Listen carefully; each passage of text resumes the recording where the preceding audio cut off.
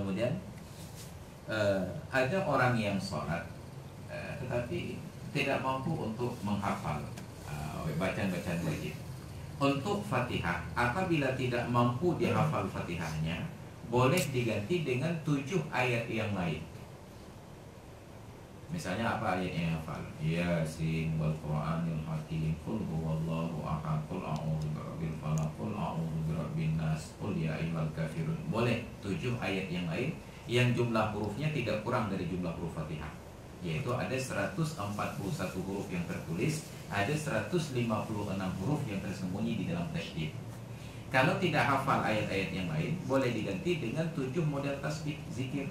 Subhanallah walhamdulillah wala ilaha illallah wallahu akbar wala haula wala quwata illa billahil aliyil azim. Belum cukup. Inna lillahi wa inna ilaihi raji'un. Astaghfirullahaladzim la haula wala quwata illa billah.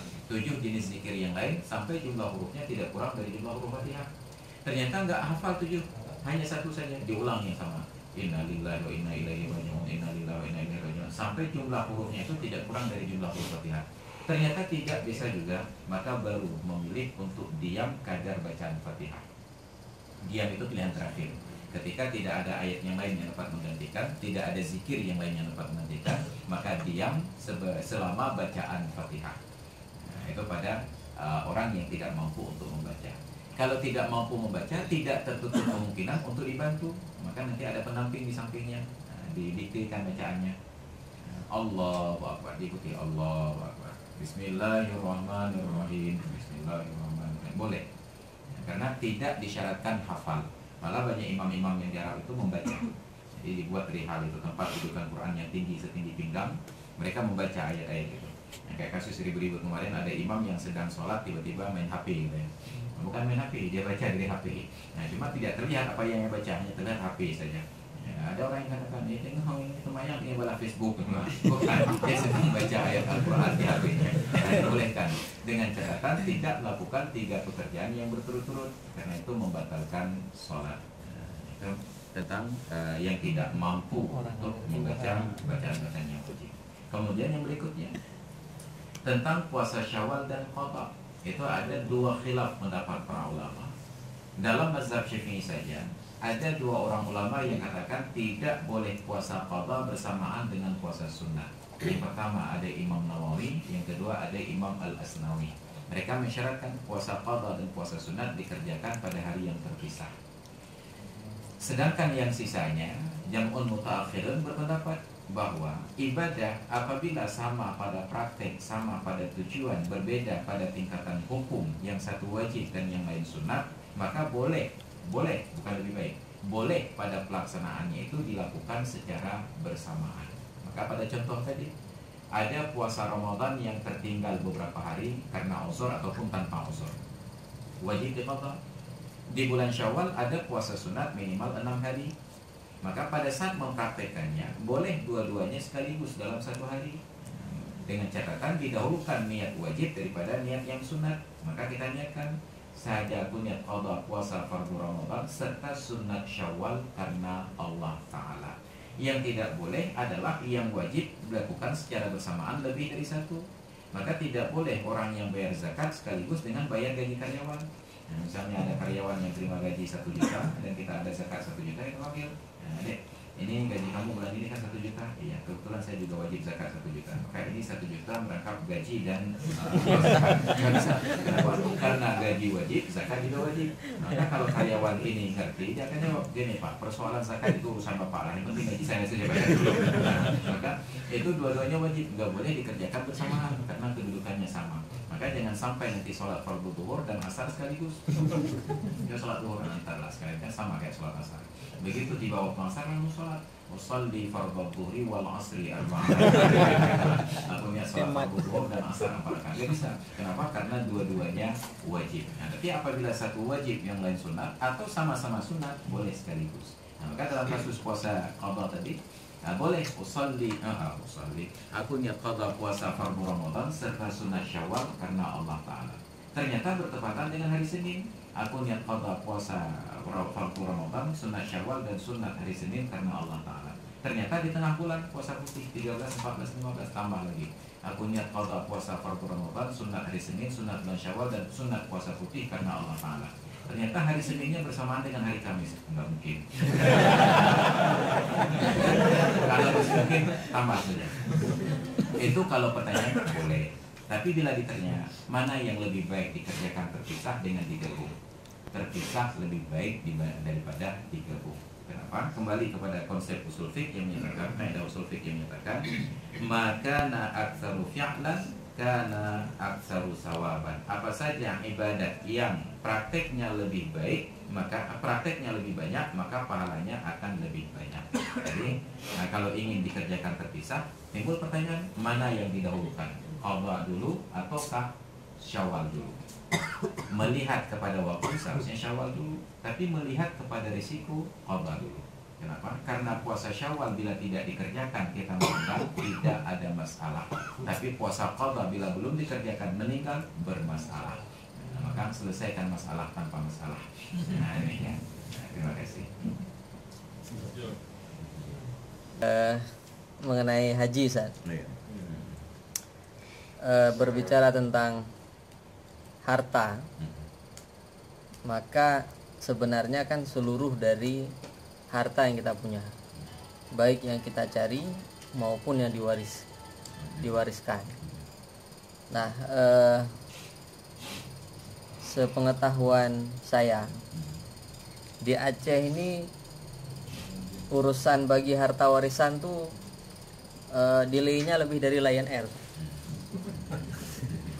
Jadi kalau orang baru meninggal kita tanya tentang harta warisan akan dibilang tanuh jerat golom tu nya enggak katanya.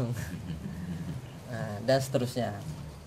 Nah, itu seperti apa, Ustaz? Maksudnya kan orang yang punya harta warisan tapi belum diselesaikan atau dibagi, sebenarnya kan dia sudah masuk ke dalam kategori mampu secara hitungan harta. Nah, yang berikutnya ada harta yang liquid, ada yang enggak. Misalnya contoh dia punya harta tanah. Kalau dijual, misalnya katakanlah satu bidang tanah saja dijual, dia udah bisa naik haji. Nah, tapi karena enggak dijual ya, jadi kayak enggak punya harta. Itu pertanyaan pertama, Ustaz. Bagaimana menyikapi hal itu? Pertanyaan kedua mengenai Palestina, Ustaz. Saya lihat setiap ada gejolak di Palestina, termasuk kayak kemarin Masjidil Aqsa ditutup, kita melihat postingan di media sosial bahwa yang dilakukan oleh saudara-saudara kita di Palestina itu adalah sholat berjamaah. Nah, terkait dengan itu, saya mau bertanya tentang bagaimana surah Al-Isra ayat 78 sampai kepada ayat 81 berbicara tentang solusi. Katakanlah kalau kita lihat kondisi sekarang itu, ini bisa menjadi solusi Palestina. Nah, bunyinya yang 78 ini, auzubillahi minasyaitonirrajim. Bismillahirrahmanirrahim. Aqimis salata liduluki syamsi ila ghasaqil laili wa qur'anal fajri innal qur'anal fajri kana mashhudan. Nah, di ayat yang 81 itu endingnya Allah menjanjikan wa qul ja'al haqqu wa zahaqal batil innal batila kana zahuqa. Nah, ini saya masih penasaran dengan asbabun nuzulnya, Ustaz. Mungkin Ustaz punya informasi yang bisa di-share di sini. Karena menurut saya gini, pada saat kita kemarin sudah bagus dengan mengumpulkan solidaritas untuk dukungan kepada Palestina, tapi ajakan untuk menegakkan sholat berjamaah 5 waktunya, sebagaimana orang di Palestina melaksanakan itu saya rasa kita masih harus perkuat lagi, Ustaz. Kalau sekarang kan yang udah cukup kuat di subuh berjamaahnya kan. Baru di ayat yang pertama tadi Ustaz. Nah, sementara ini ada wa minal laili fatahajjad bihi nafilatalak asa ayyab'atsaka rabbuka maqaman mahmuda. Nah, ini mohon penjelasan Ustaz. Apa yang disampaikan tadi Mas Zul itu adalah solusi yang sudah dipraktekkan oleh generasi awal umat ini. Wa minal laili fatahajjad bihi nafilatan lak, itu yang dipraktekkan oleh tentara-tentara muslim di zaman para sahabat. Mereka malam nggak tidur. Maka dalam sebuah sejarah yang saya dengar dari seorang dai terhebat di negara Mesir, Syekh Abdul Hamid Kishk, pada saat tentara Romawi kalah perang, itu di masa Khalifah Abu Bakar, saya lupa di era mana, panglimanya pulang menghadap Kaisar Heraklius.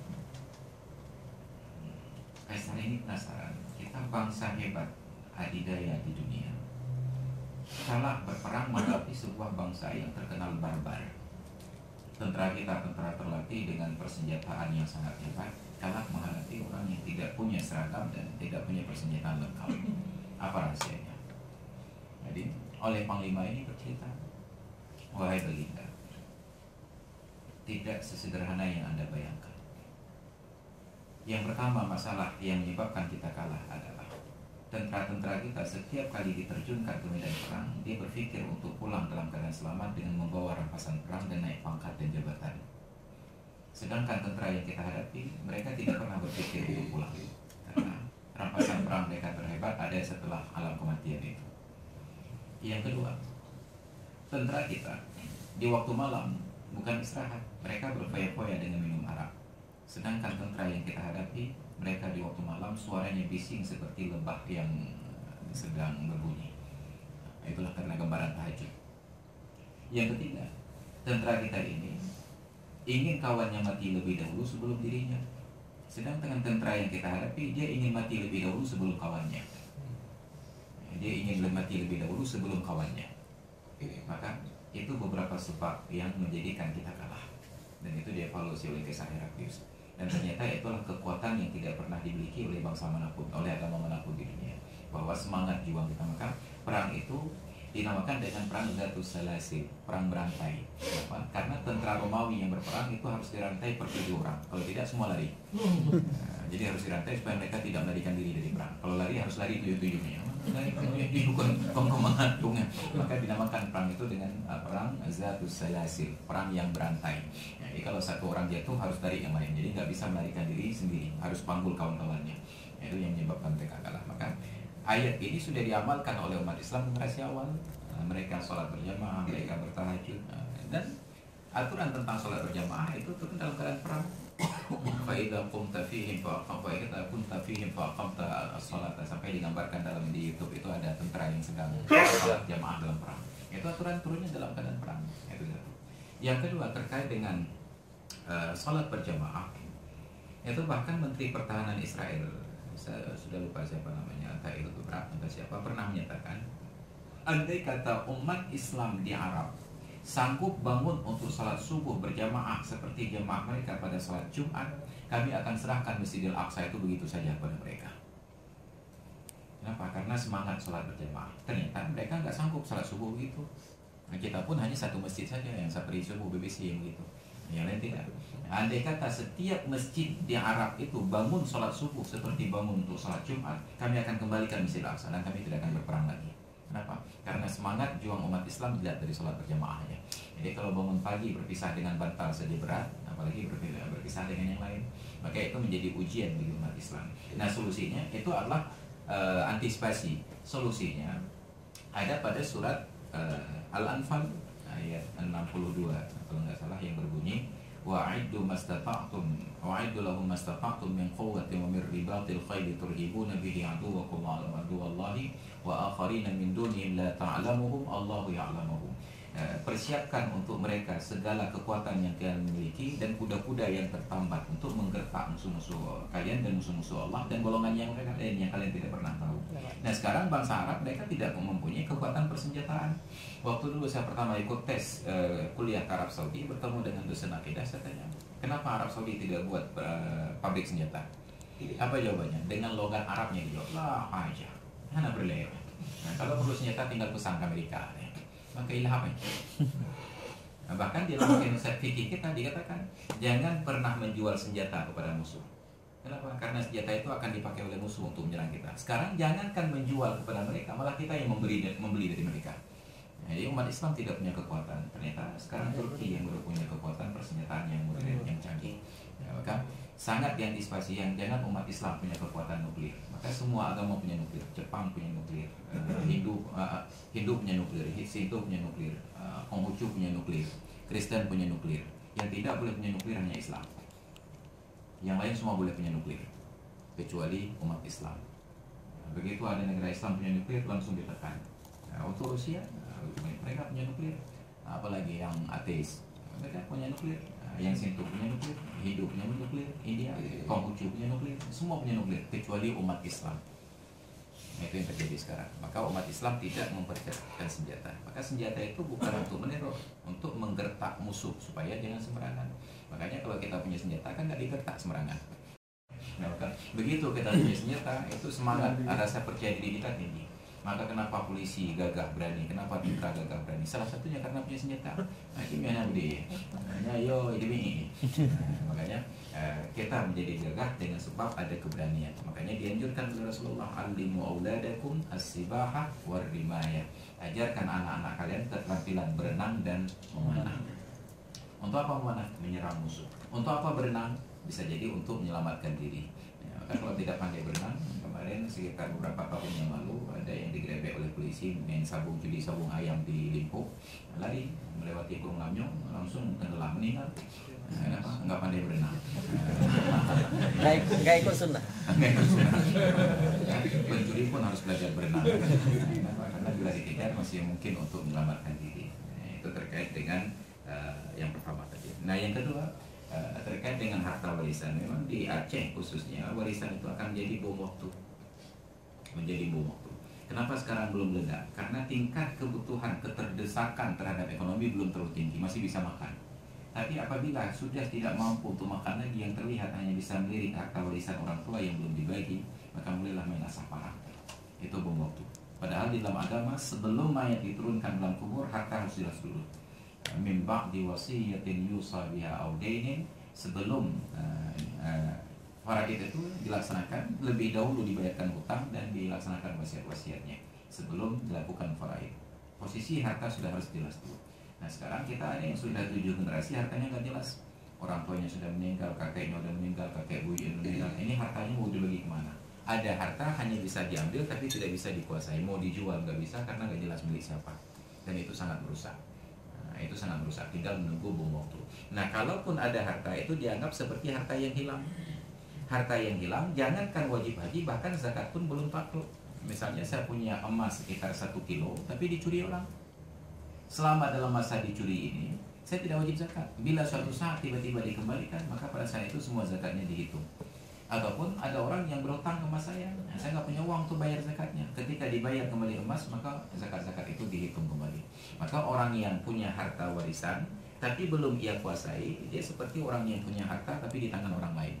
Belum wajib haji, baru wajib apabila sudah ada tamakkun, ada kemungkinan untuk tasarruf ataupun mempergunakannya. Itu udah konsepnya. Maka sampaikan ke kerabat kita, dan saya setiap kali pelepasan jenazah kalau dipercayakan untuk berikhtiar, saya ingatkan yang pertama harus dilaksanakan adalah bagi harta warisan dulu. Kenapa? Mungkin dalam keadaan sedang mapan ada sesuatu diambil, kita nggak mengungkit, tapi tidak setiap anggota keluarga akan demikian keadaannya. Ada yang harapan hidupnya hanya pada harta warisan. Kena cok nagubi, telah kiai maleh, kalau buat sabarang baru tidak selesai. Nah, itu yang jadi masalah kita. Maka sampaikan ke kerabat kita, jangan pernah bermain-main dengan harta warisan. Sekecil apapun itu hak orang lain. Ada hak orang lain di dalamnya. Nah, termasuklah hak kita. Nah, jadi itu salurannya melalui orang-orang tua kampung, Pak Beci, Tuh Haput, Tuh Primum, dan seterusnya. Jangan secara langsung, karena secara langsung akan dituduh. Karena cikam doang mati ya. Doang merumpok kakak. Nah, cara merumpok kakak, jadi mati ya. Karena cikam doang mati ya. Nah, jadi sampaikan melalui orang tua yang kira-kira bebas konflik. Mengenai waris tadi, bila semua bersaudara ini sudah sepakat dibaginya nanti setelah setahun, apakah boleh dipending dulu atau tetap harus bagi? Tetap harus dibagi. Walaupun mereka sudah sepakat. Walaupun sepakat, karena malaikat maut tidak sepakat. Sebab sebelum setahun ada yang sudah meninggal. Dan ketika sudah meninggal, hak-haknya itu tidak tersalurkan kepada anak dan istrinya nanti. Nah, itu akan banyak masalah. Walaupun mereka sepakat, karena tidak mengajak malaikat maut untuk sepakat. Yang demikian. Satu lagi. Siapa itu? Saya nggak share. Assalamualaikum warahmatullahi wabarakatuh. Masalah zakat. Kewajiban zakat ini kan diberikan kepada tempat di mana kita berusaha. Iya. Cuman yang menjadi masalah yang selama ini mungkin pemahaman saya salah juga, bahwa saya semacam ada rasa tidak percaya dengan lembaga yang mengelola zakat, karena selama ini saya ketika mengeluarkan zakat memang pergi ke daerah-daerah langsung, saya berikan terutama ke kerabat saudara-saudara saya yang saya tahu kondisinya bahwa sangat membutuhkan dan memang layak dia itu untuk menerima zakat, tapi ternyata tidak tersentuh oleh lembaga pemerintah ini yang memang mengelola zakat. Itu yang pertama, apakah boleh mengeluarkan zakat tanpa melalui badan amil tadi? Yang kedua, kewajiban mengeluarkan zakat di tempat kita berusaha. Bagaimana seandainya kalau tempat kita berusaha itu, bekerja itu bukan seperti jenis perdagangan. Perdagangan mungkin ya yang membeli ke tempat kita itu orang di sekitar situ. Tapi yang memberikan yang menyebabkan kita wajib zakat itu karena ada lembaga lain yang tidak diberikan harta yang kita dapatkan itu bukan berdasarkan perniagaan. Misalnya seperti lembaga LSM misalnya. Yang memberikan kita itu adalah negara lain yang memberikan, apakah dari Kuwait, dari Qatar, dari Saudi dan sebagainya. Apakah memang harus kalau seandainya dia bekerjanya di Banda Aceh, atau memang bisa dibawa pulang ke daerahnya, ke kampungnya? Terima kasih. Iya. Yang pertama, sah zakat disalurkan sendiri sekalipun sudah ada lembaga pemerintah yang meminta. Itu dari sisi sah, tetapi berdosa. Kenapa? Karena dalam konteks tadi yang kita sebut di awal, apabila pemerintah sudah meminta zakat dari warganya, maka wajib zakat itu disalurkan melalui pemerintah. Apa makna wajib? Berdosa apabila tidak disalurkan melalui pemerintah. Berdosa bukan berarti tidak sah. Sah apabila tepat sasaran. Nah, tepat sasarannya pun itu masih bermasalah. Kenapa?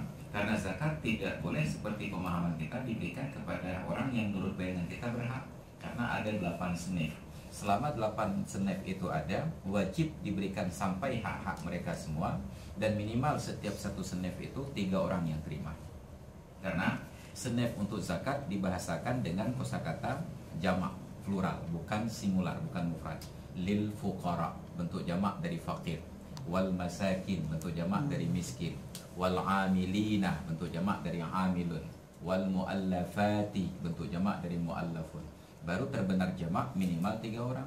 Nah, kalau zakat kita nominalnya sekitar 3 juta rupiah, kalau dibagi 8, 3 juta bagi 8 itu sekitar berapa? 400 satu senif. 400 satu senif harus dibagi 3 orang, hanya cukup untuk makan siang saja. Nah, tidak bermakna. Nah, makanya begitu dikumpulkan pada sebuah lembaga, terlihatlah besar jumlahnya. Ketika besar jumlahnya bermanfaat. Makanya setelah 1000 tahun Islam di Aceh, kita baru mendengar ada rumah fakir miskin dibangun dari zakat setelah ada Baitul Mal.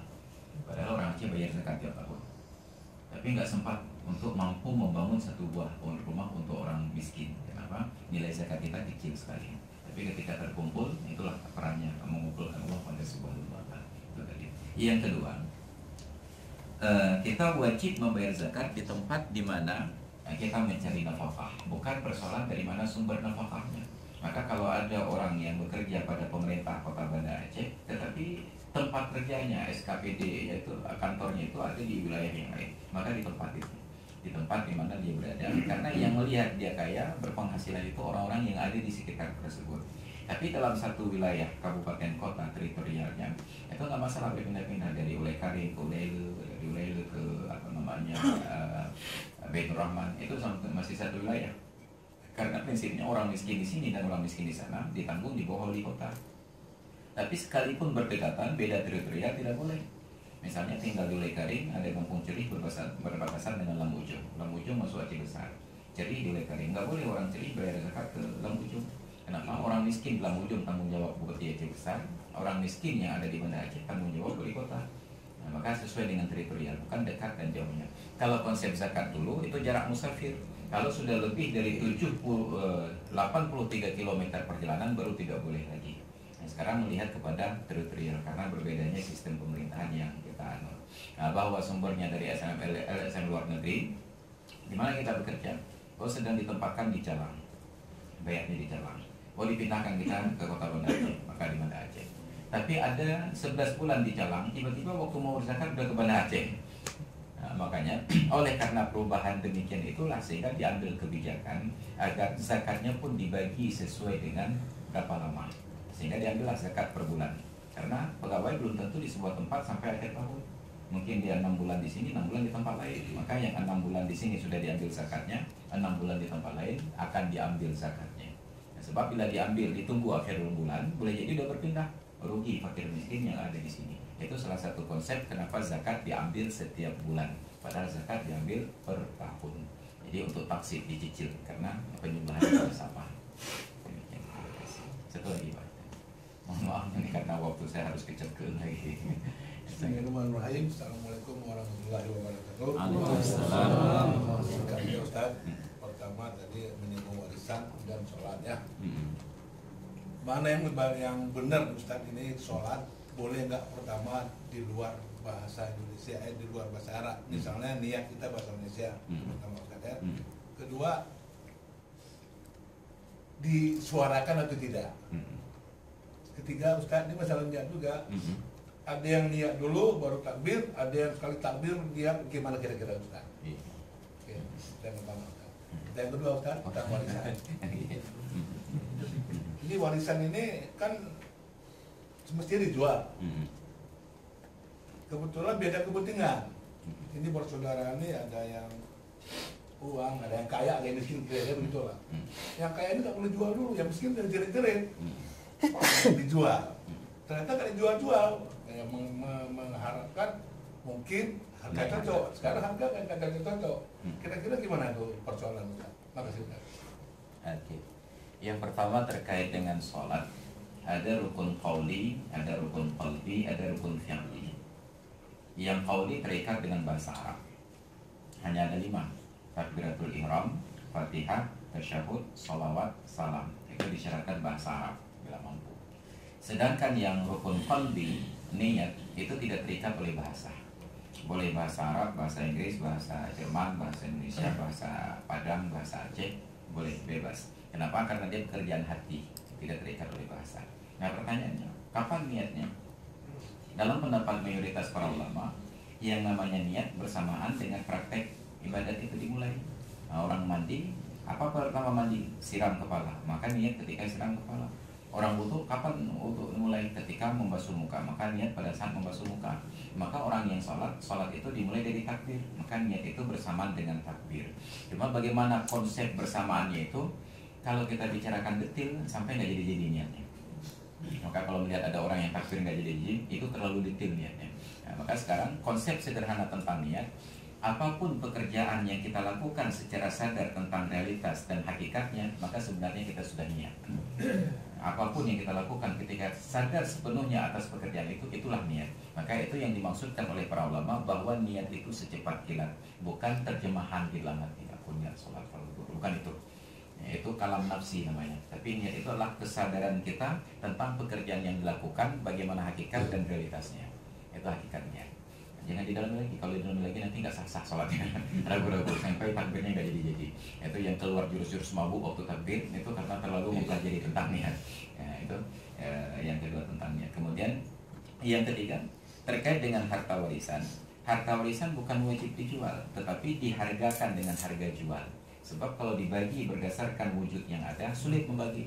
Ada satu ruko, ada satu rumah, ada sepetak kebun, ada sepetak sawah. Anaknya ada 4 orang. 2 laki-laki, 2 perempuan. Maka dihitung dulu berapa jatah laki-laki, berapa jatah 2 perempuan. Karena 2 laki-laki, 2 perempuan, jatah laki-laki 2 kali lipat perempuan. Maka diambil untuk yang perempuan sepertiga, yang sisanya untuk laki-laki. Baru diambil yang untuk laki-laki 2/3, dinilai dari harta itu. Kalau ditaksir, prediksi harganya berapa, yang ruko berapa, yang rumah berapa, yang kebun berapa, yang sawah berapa. Oh, ditaksir total harganya semua adalah 1 miliar. Maka 1 miliar dibagi 3, 2 bagian untuk laki-laki, 1 bagian untuk perempuan. Baru ditentukan harganya. Yang 1 bagian itu ternyata sekitar 350 juta.